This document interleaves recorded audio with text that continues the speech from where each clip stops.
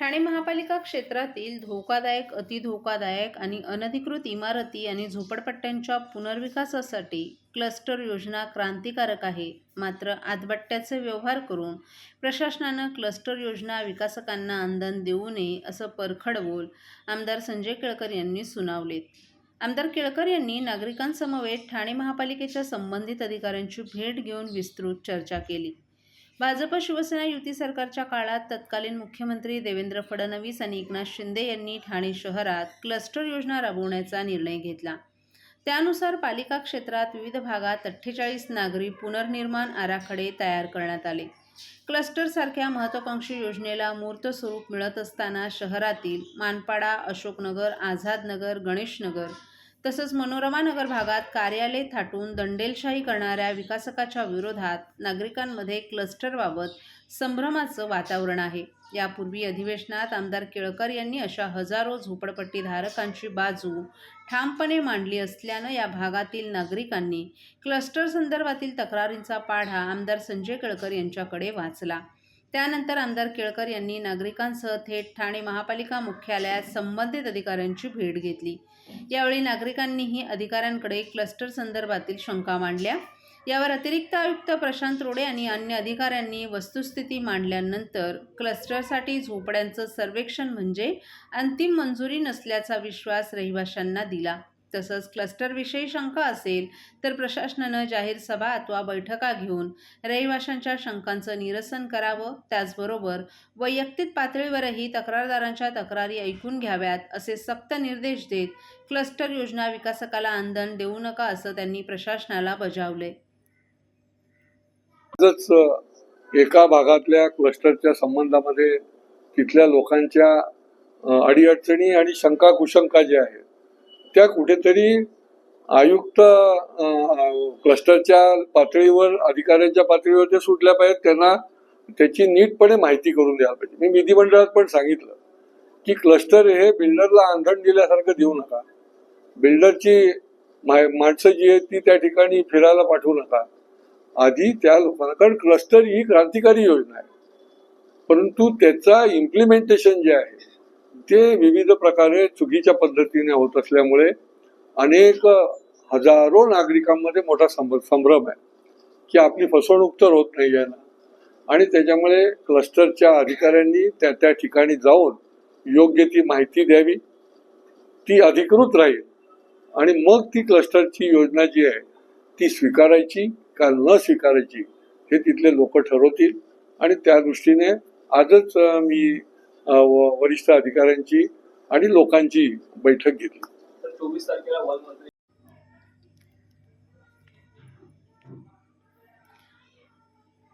काल राष्ट्रवादी काँग्रेसच्या अजित पवार गटात गेलेले डॉक्टर जितेंद्र आव्हाड यांचे खंदे समर्थक अजित पवार हे अवघ्या 48 तासातच स्वगृही परतले. तडीपार करू, मकोका लावू, 2 वर्ष जेलमध्ये डांबून ठेवू, ईडीची कारवाई करू अशा धमक्या नजीमुल्ला यांनी दिल्यानं आपण घाबरलो होतो. घरातही अस्वस्थता निर्माण झाली होती. आपल्या तसंच आपल्या सहकाऱ्यांच्या घरी पोलीस पाठवले जात होते. त्यामुळे आपण आत्महत्येच्या निर्णयापर्यंत पोहोचलो होतो. त्यातूनच आपल्याला जबरदस्तीनं नजीमुल्ला यांनी अजित पवार यांच्यासमोर उभं केलं आणि आपला पक्षप्रवेश करून घेतला असा खळबळजनक आरोप अभिजित पवार यांनी पत्रकार परिषदेत केलाय. दरम्यान परमार या बांधकाम व्यावसायिकाला आत्महत्या करण्यास भाग पाडणारा आणि जमील शेख याची हत्या करणाऱ्याला आणखीन किती बळी हवे आहेत? अजित पवार याला आत्महत्येस प्रवृत्त करण्याचा हा प्रकार झाला आहे. अजित पवार यांना माझी विनंती आहे की हे सर्व थांबवा. तुमचा माणूस ठाण्यात काय करतो हे पहा, असं डॉक्टर जितेंद्र आव्हाड यांनी सांगितलं. मंगळवारी अभिजित पवार आणि त्यांच्या सहकाऱ्यांनी अजित पवार गटात प्रवेश केला होता. गुरुवारी पवार यांनी राष्ट्रवादी काँग्रेस पक्ष कार्यालयात येऊन आपली व्यथा मांडली. यावेळी डॉक्टर जितेंद्र आव्हाड यांच्यासह शहराध्यक्ष सुहास देसाई, कार्याध्यक्ष प्रकाश पाटील आदीही उपस्थित होते. अभिजित पवार यांनी ठाणे शहरात राजकीय ब्लॅकमेलिंग सुरू असल्याचं सांगितलं. डॉक्टर जितेंद्र आव्हाड हे आपले नेते आहेत. आपण त्यांची साथ मरेपर्यंत सोडणार नाही. निवडणुकीच्या वेळी आपल्या कार्यालयावर हल्ला करण्यात आला. त्यावेळीही आपण शांतपणे कार्यालयातून निघून गेलो. तरीही आपल्यावरच 307 नुसार गुन्हा दाखल करण्यात आला.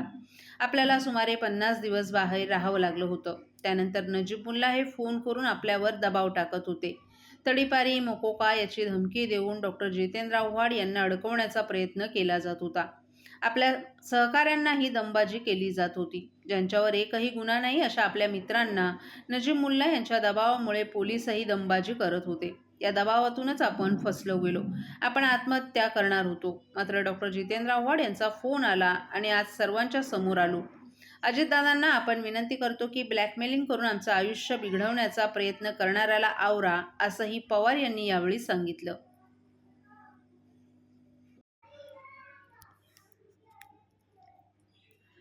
ठाणे महापालिका प्रशासनानं पुढील 20 वर्षांचा विचार करून तयार केलेल्या शहराच्या सुधारित प्रारूप विकास योजनेच्या आराखड्यातील आरक्षणाविरोधात गेल्या काही दिवसांपासून वेगवेगळ्या प्रतिक्रिया उमटत असून कळवा जुनं ठाणं असलेल्या नौपाडा भागातील आराखड्याविरोधात रहिवाशांनी पालिकेकडे तक्रारी नोंदवल्यात. त्यापाठोपाठ आता दिवा येथील म्हातारडी बेतावडे गावात प्रस्तावित करण्यात आलेल्या वाहनतळ, उद्यान आणि रस्ता या आरक्षणामुळे जुनी घरं बाधित होणार असून त्याविरोधात स्थानिक रहिवाशांनी पालिका प्रशासनाकडे तक्रारी नोंदवून आपलं म्हणणं मांडत आरक्षण रद्द करण्याचा सूर लावलाय.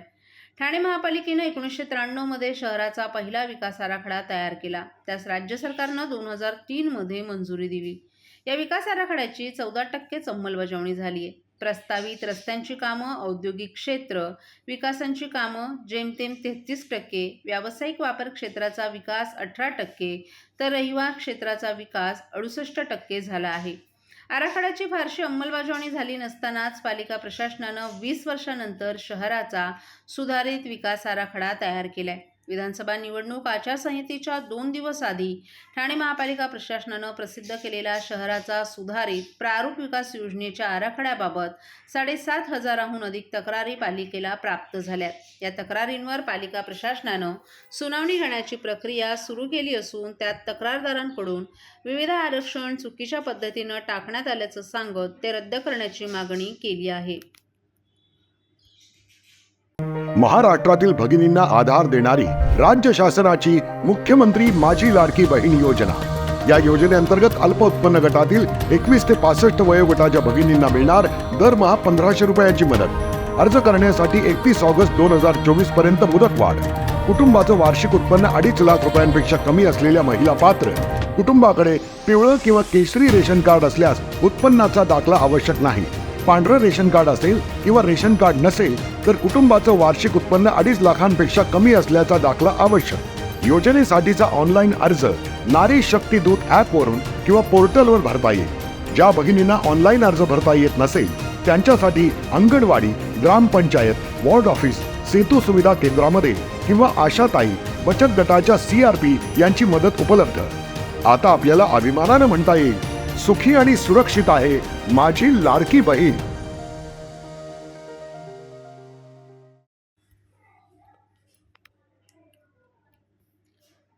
महाराष्ट्र राज्य माध्यमिक शिक्षण मंडळाच्या वतीनं घेण्यात येणाऱ्या 10वीच्या परीक्षेला 21 फेब्रुवारीपासून आज सुरुवात झाली. 2024-25 या शैक्षणिक वर्षासाठी ठाणे जिल्ह्यातून 10वीच्या परीक्षेसाठी 1,21,244 विद्यार्थी प्रविष्ट झाले असून 338 केंद्रांवर ही परीक्षा घेतली जाणार आहे.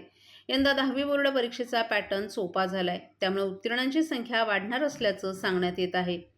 महाराष्ट्र राज्य माध्यमिक आणि उच्च माध्यमिक शिक्षण मंडळाच्या वतीनं 21 फेब्रुवारी ते 17 मार्च दरम्यान 10वीची परीक्षा होत आहे. 10वीच्या परीक्षा सुरळीत पार पाडाव्यात यासाठी ठाणे जिल्हा परिषदेच्या शिक्षण विभागाकडूनही नियोजन काटेकोर करण्यात आले. मागील वर्षीच्या तुलनेत यंदा विद्यार्थ्यांची संख्या वाढली असून 338 परीक्षा केंद्रांवर ही परीक्षा घेतली जाणार आहे. ग्रामीण भागात 60 आणि महापालिका क्षेत्रात 278 परीक्षा केंद्र निश्चित करण्यात आली आहेत. तर परीक्षा कामकाज 20 परीक्षक केंद्रांमार्फत होणार आहे. 10वीची परीक्षा पारदर्शक आणि कॉपीमुक्त पार पाडावी यासाठी शिक्षण विभागानं विशेष उपाययोजना केल्या आहेत. जिल्हा परिषदेच्या माध्यमिक शिक्षण विभागाच्या वतीनं 6 भरारी पथकं तैनात करण्यात आली आहेत. तसंच प्रत्येक महापालिका आणि तालुका स्तरावर प्रत्येकी 2 बैठी पथकं नियुक्त करण्यात आली आहेत. महसूल विभागाअंतर्गत जिल्हाधिकाऱ्यांच्या नेतृत्वाखाली भरारी पथकं देखील कार्यरत राहणार आहेत. याशिवाय परीक्षा केंद्रांची तपासणी करण्यासाठी जिल्हा स्तरावरील विविध खात्यांचे अधिकारी भेट देतील अशी माहिती माध्यमिक शिक्षण अधिकारी ललिता दहितुले यांनी दिली आहे.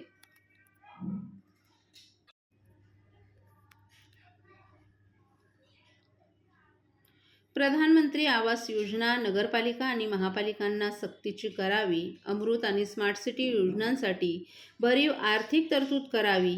PME बस सेवा योजनेअंतर्गत पालिकांना वाढीव अनुदान मिळावं. मेट्रोच्या कामाला गती द्यावी अशा प्रमुख महत्त्वपूर्ण मागण्या ठाण्याचे खासदार नरेश म्हस्के यांनी संसदेत केल्या.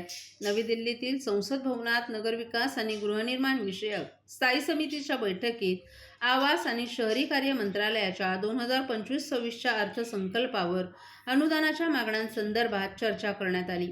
यावेळी या समितीचे सदस्य म्हणून खासदार नरेश म्हस्के यांनी चर्चेत भाग घेतला.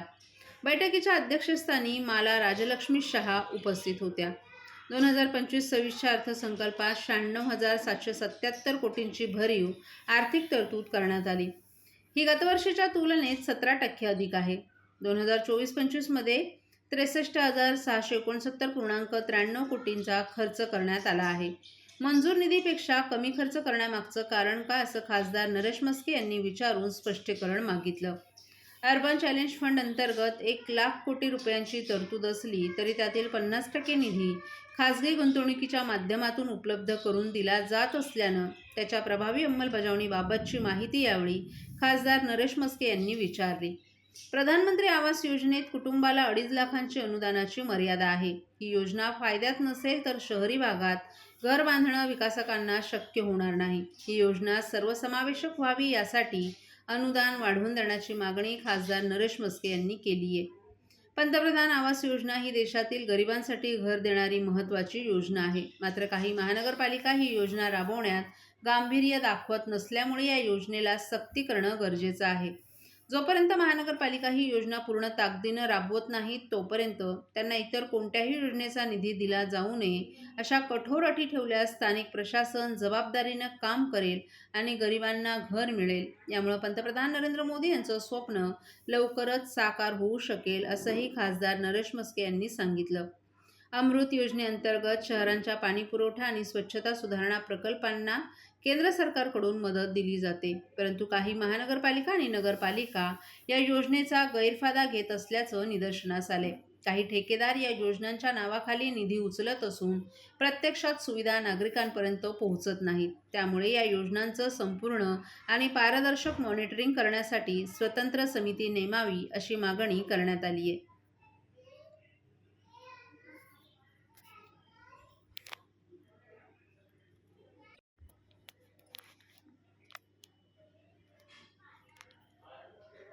पर्यावरणपूरक सण साजरे करण्यासाठी मूर्तिकारांना ठाणे महानगरपालिकेतर्फे शाडू मातीची आणि मूर्ती घडवण्यासाठी जागा विनामूल्य देण्यात येणार आहे. मातीची उपलब्धता आणि प्रभागनीय जागांचं नियोजन करण्यासाठी मूर्तिकारांनी शाडूची माती मिळवण्यासाठी पुढील 15 दिवसात ठाणे महापालिकेकडे मागणी नोंदवावी, तसंच जागेसाठी अर्ज करावा असं आवाहन ठाणे महानगरपालिकेच्या वतीनं करण्यात आले. पर्यावरणपूरक गणपती साजरा करण्यासाठी ठाणे महापालिकेच्या आयुक्त सौरभ राव यांच्या निर्देशानुसार मूर्तिकार तसंच सार्वजनिक गणेशोत्सव मंडळ यांची 16 जानेवारी रोजी बैठक घेतली. तसंच 3 फेब्रुवारी रोजी पर्यावरणपूरक गणेशोत्सव नियमावली 2025 प्रसिद्ध करण्यात आली आहे. या बैठकीत झालेल्या चर्चेनुसार मूर्तिकारांनी शाडूच्या मातीची मागणी तसंच जागेसाठी अर्ज लवकरात लवकर करावा. त्यानुसार पर्याप्त वेळेत शाडूची माती उपलब्ध करणं शक्य होईल. तसंच जागांसाठी अर्ज आल्यावर त्यानुसार प्रभाग समितीने जागा शोधून त्या मूर्तिकारांना मूर्ती घडवण्यासाठी विनामूल्य देण्यात येतील, असं मुख्य पर्यावरण अधिकारी मनीषा प्रधान यांनी सांगितलं. शाडूच्या मातीसाठी ठाणे महापालिका मुख्यालय पाचपाकाडी येथील प्रदूषण नियंत्रण विभाग आणि जागेसाठी संबंधित प्रभाग समिती कार्यालय येथे अर्ज करावा लागणार आहे. तरी संबंधित मूर्तिकारांनी या दोन्ही गोष्टी पुढील 15 दिवसात कराव्यात असं आवाहन ठाणे महापालिकेनं केलं आहे.